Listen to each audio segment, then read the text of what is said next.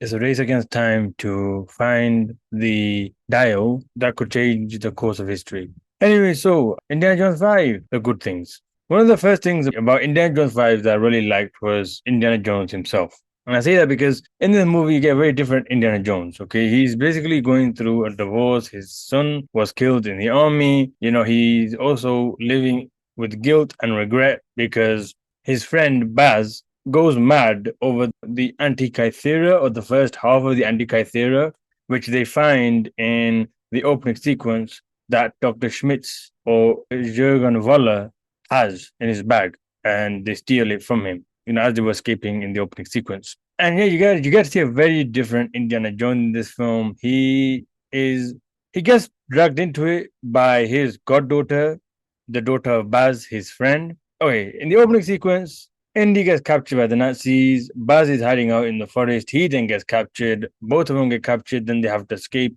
Indiana Jones, as always, manages to do that.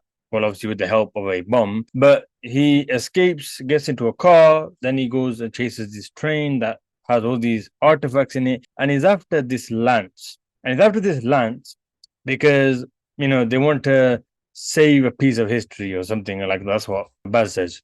And when Indy gets onto the train and he goes through, and he gets to the car that has this lance, he looks at it and he realizes it's fake.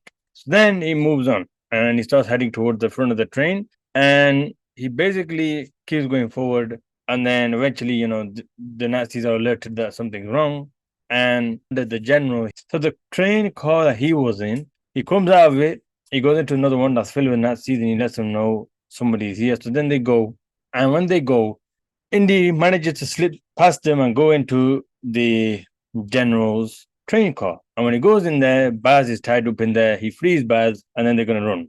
And as they were going, right, so Indy opens the door into the next car, and he sees this guy standing there, Jürgen Voller standing there, and he puts his hand over his face, he punches him, and then they're about to start running.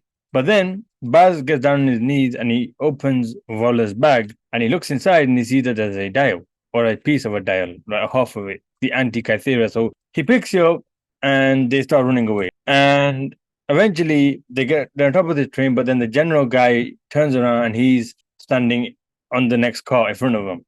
So then they have to fight him. Indy fights him and eventually ends up basically losing, and he's about to die. Then Baz shoots the Nazi guy, and then that's it. The bridge gets destroyed.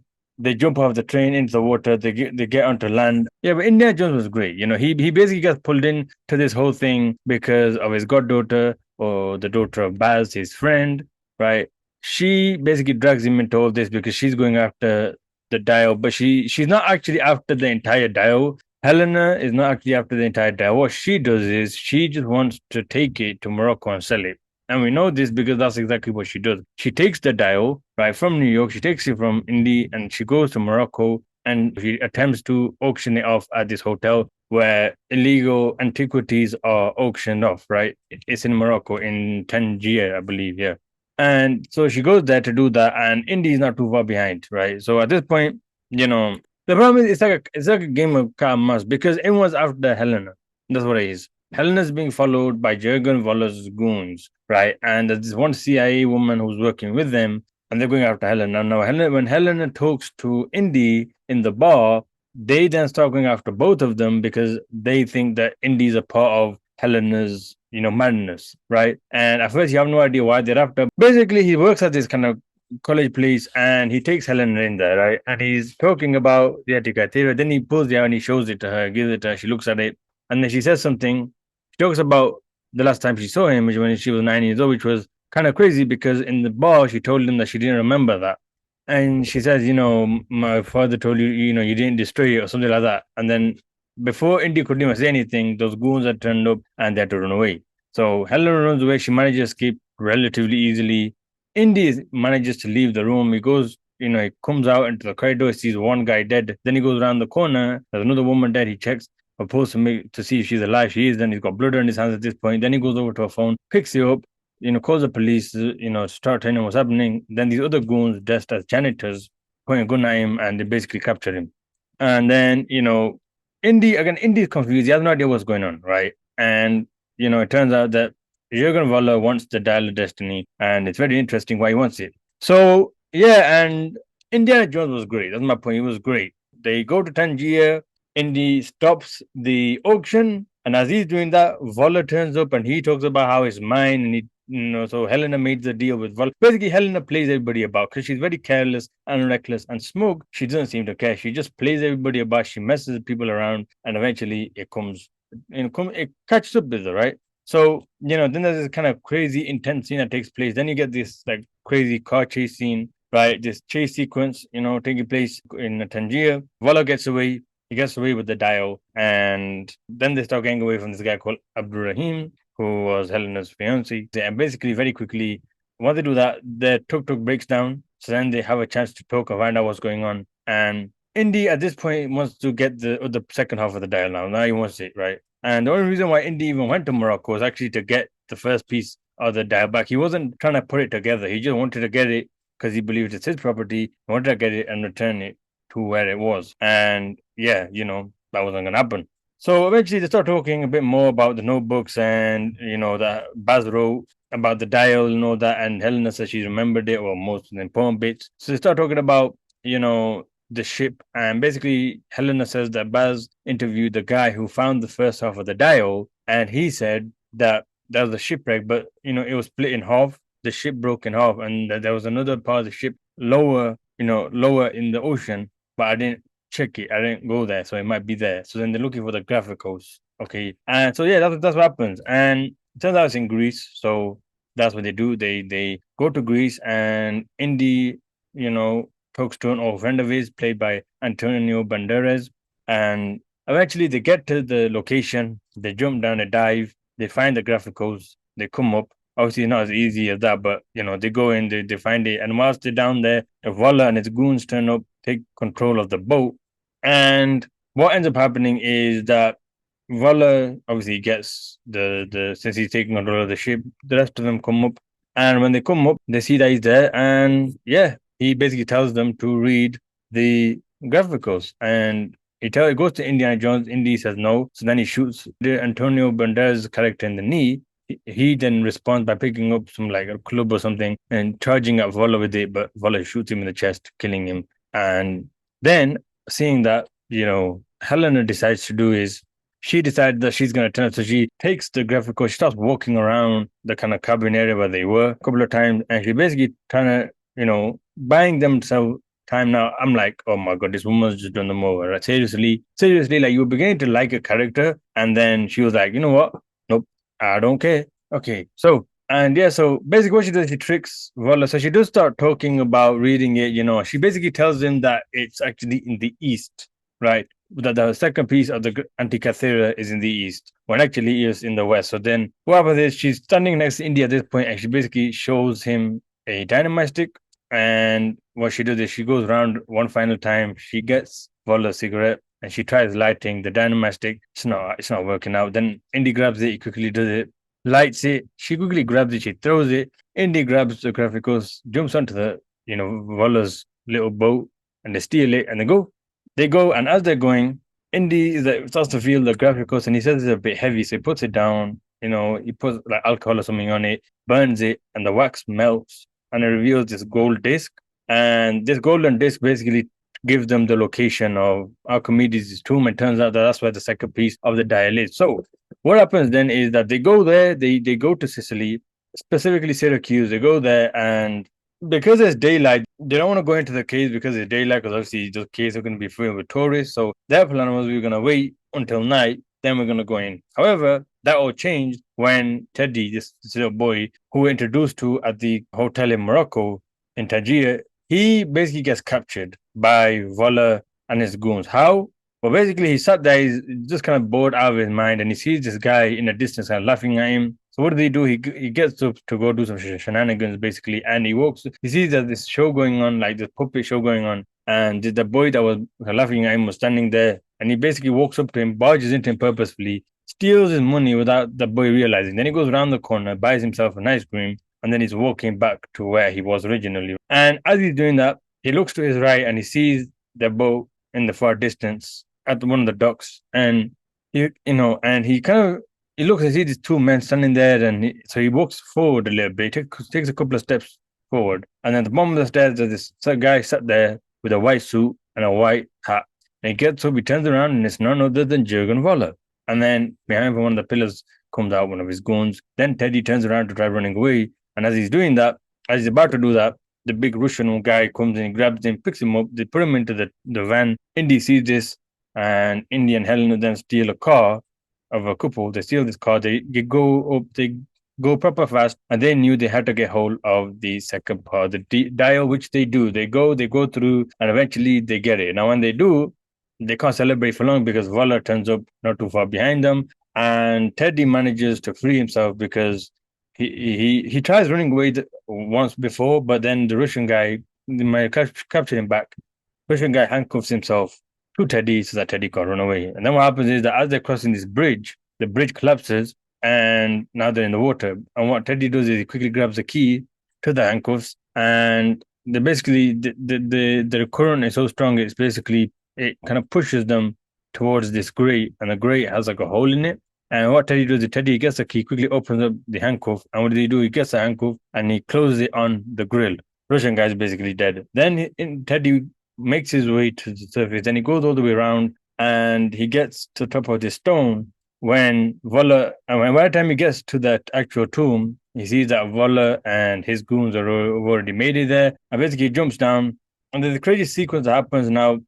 Indy gets shot, and Helena and Teddy go around to try figuring out a way to help him. And what ends up happening is that after getting shot, Voller and his goons take Indy, they drag his body into the van, and they take him into an airfield. And then Voller then reveals his plan, and what he was going to do was he was basically going to use the dial to go back to 1939 in Sicily, and then from there he was going to fly to Munich, and he was going to kill Hitler. By doing so, he was going to prevent the Nazis from losing the war. That's what he was going to use the dial for. Okay, so and you know this because by the time they get to the airfield, right, they put on the Nazi kind of officer uniforms, him and his goons. They get onto the plane, and Helena sees another kind of little plane to the side, and she asks Teddy, "Can you fly?" Teddy, that no, calm, never flown. Then, anyway, so Teddy goes to get that plane ready to fly, and then Helena goes running back, gets on a motorbike, and she starts chasing the plane that Voller is on, right? Because they've got Indy. So she's going. Eventually, she manages to get onto the plane, but through the landing gear, but she's not actually on the surface where everybody else is. She's actually underneath in the cargo area. And, they're going through this kind of vortex thing. And from behind them is Teddy in the plane. Now, as he's flying, he realizes that, the actual pilot of the plane gets up. He wakes up and he's panicking, like, what are you doing? So then they're going through this kind of vortex storm like thing. And as they're going through, right, Indy keeps telling Voller that Archimedes never thought about something called continental drift, but he wouldn't listen, right? Like, you think he punched him in the face or something. Anyways, so they go through the vortex, come out the other side, and when they do, they arrive back at Sicily, but there's a massive but. At first, they start celebrating. Everyone's getting happy, Voller and his guys are getting happy. They're celebrating, yeah, we won. That is until they get a little closer. Then they realize where they are. You see, they end up turning up at the time of Archimedes himself, specifically at the time of the siege of Syracuse. That's when they turn up. I think that was in 214 BC. And as they're flying, right, just massive planes flying, the Romans obviously are invading Syracuse. So, and there's, some kind of like, I don't know if it's a bow or this massive like anchor type thing is fired at the engine, taking out one of the engines of the plane. The plane's kind of going down, and you have a sequence where Helena gets up and the doors underneath the part where she was standing open. And when they open, the one of the goons, he slips, and as he's going down, he grabs Helena. So now Helena's holding on barely like onto the edge, as his plane is basically going down, right? Indy's wounded and he's trying to help Helena open. As he's doing that, Voller comes from behind and he's about to shoot him or he's about to kill him. And as he's about to do that, Helena quickly pulls out a gun and she shoots Voller. And Voller kind of, for the first time, you really see him kind of panic. And what happens to the goon that was holding on to Helena's leg? Basically, he ends up landing in the water somewhere. So basically, he was done, right? She manages to get rid of him. And then Indy puts on a parachute. He grabs hold of Helena and he jumps out of the plane because the plane at this point is going down, right? The right engine's exploded, is on fire, and the damn thing is going down, right? Voller's just been shot, and the plane crash lands on the beach of Syracuse. And Archimedes, seeing this, basically rides out to the crash site and he sees the dial, picks up the dial, then he goes over to where Indy and Helena land. And at this point in time, Teddy goes around and he manages to land just outside, on this kind of like ridge. He lands on there and he's waiting. He's like, "Come on, let's go. Come on, what are you doing?" Right? And Indy's like, "Leave me here. Leave me. I want to stay here. You go. Leave me here." And like Helena's like, "What are you talking about? You're injured. You're wounded. You're gonna die out here. Like you need to go and get treated. And they go back and forth constantly, right? And then Archimedes comes and Indy starts talking to him, saying, "I want to stay here and I want to stay with you, whatever."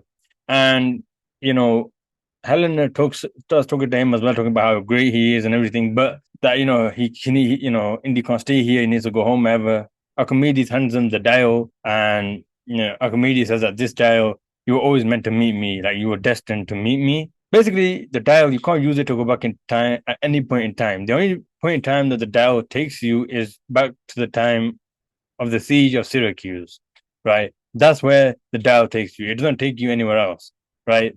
As Voller thought, right? And as I think all of them thought, really. I mean, Indiana Jones didn't really believe it; he thought it was nonsense. But Voller and his goons really believed that they could go back to 1939 and change the course of history.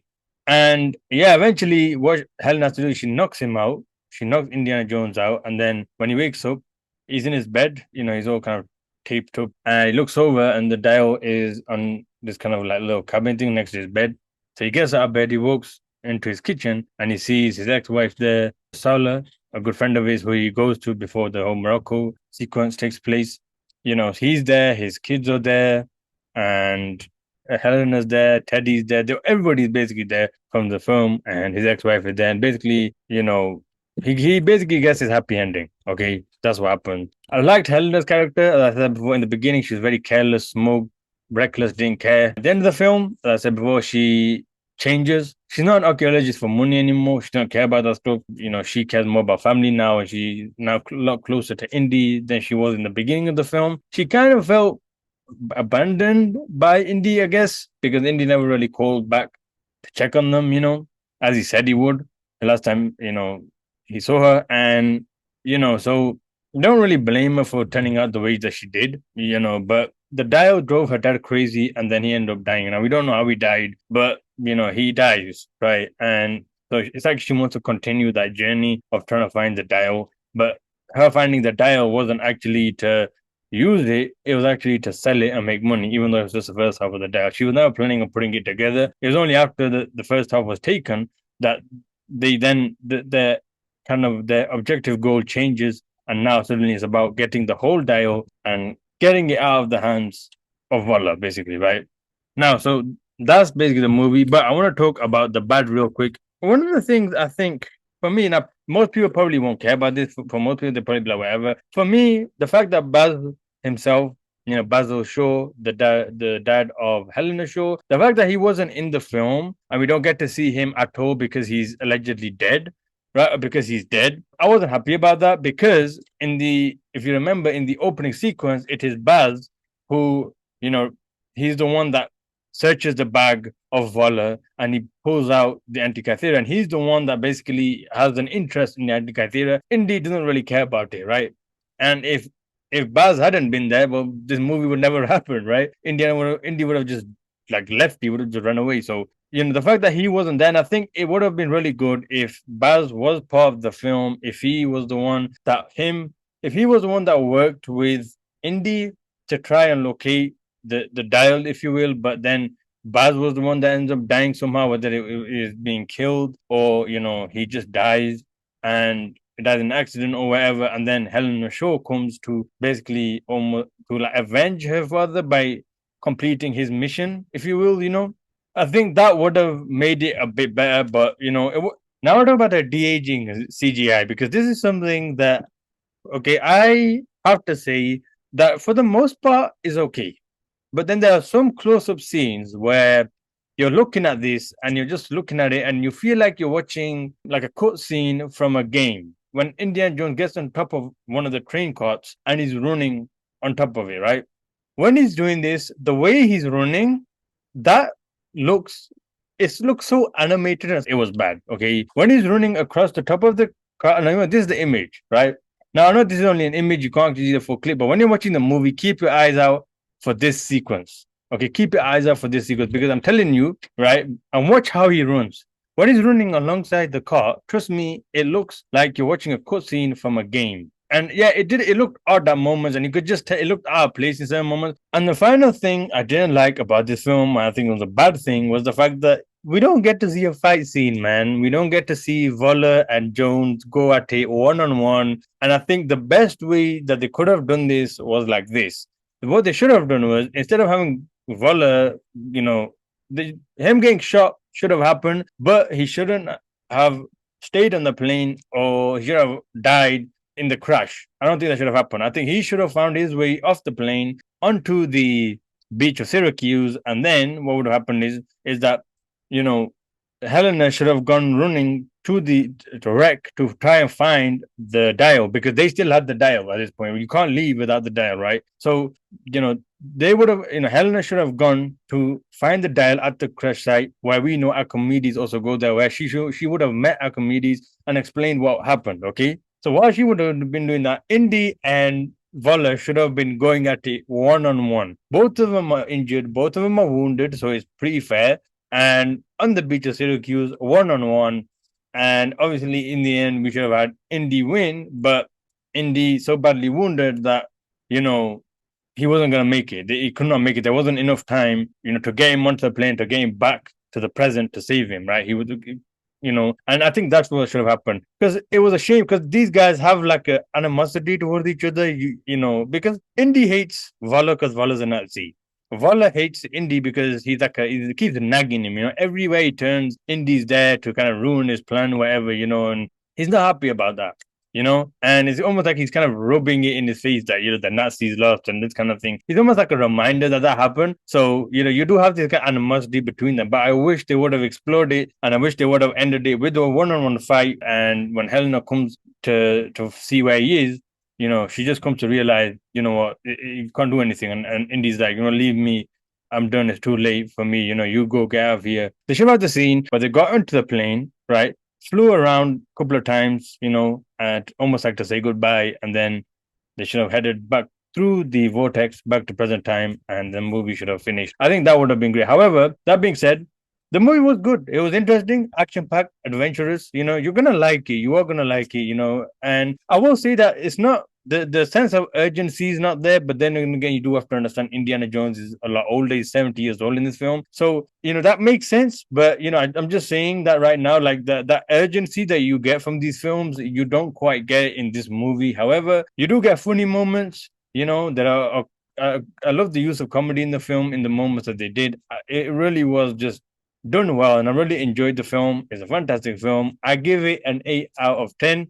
And yeah, so it's a fantastic film. I recommend you guys go and watch it if you haven't already. And yeah, so anyways, if you enjoy videos like this and you're a movie fan like me and you love movie reviews, you love talking movies, then be sure to subscribe to the channel, turn on bell notifications, join the family because we are on the road to 100 subscribers. We're on 82 right now, you guys. 100 subscribers. Let's get this done, man. And also, let me know in the comment section below what are your thoughts on the film. If you liked it, let me know why. If you hated it, let me know why. And what's your thoughts on the Indiana Jones franchise as a whole? Do you think that they should have made it, or do you think that the world would have been better off without it? Let me know in the comment section below. Anyways, guys, until next time, I'm out. Peace.